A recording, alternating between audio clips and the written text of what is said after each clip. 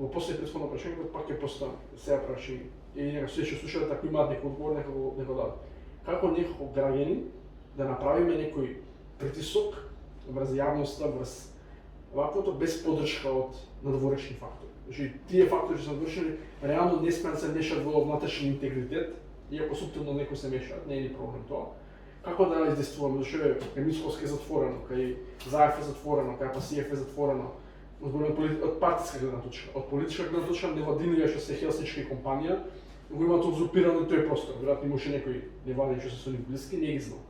Како да се активираат и како да освен во Дуња, што би можела некоја конкретна активност, некој голем настан да се направи за да има доволно голем притисок да им се каже на луѓето, че бе човек, значи ја гледаме корупцијата во јавност, ја гледаме се што се случува. Како зашто нешто здрав памет не ваква, луѓето се црвуваат, викаат дека не се оцелиле, меѓутоа имавме пандемија, луѓето мора да се притисат тоа. Кога ќе се заврши пандемијава, дај Боже, ќе се помине секој што ќе повторно ќе се сели уште толку радикално или рапидно.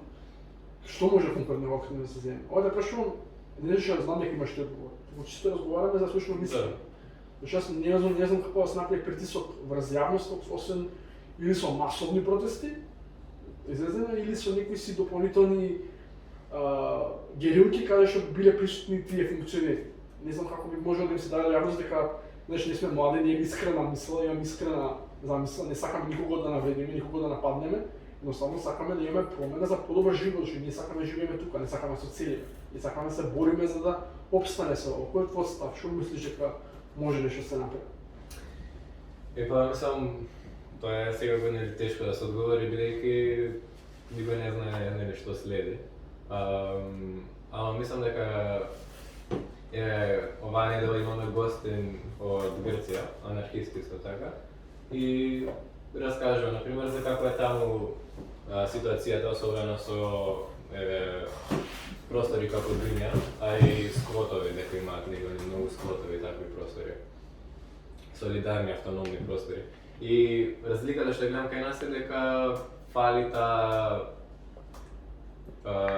иницијатива и самоорганизираност, поттикот луѓето само гледаат дека има некоја потреба. Например, може потребата да биде сосема банална, например, некој бенд и сега немаат место каде да свират. Мораат, например, не знам, да плаќаат, не знам, по барови по ваму или МКЦ да плаќаат.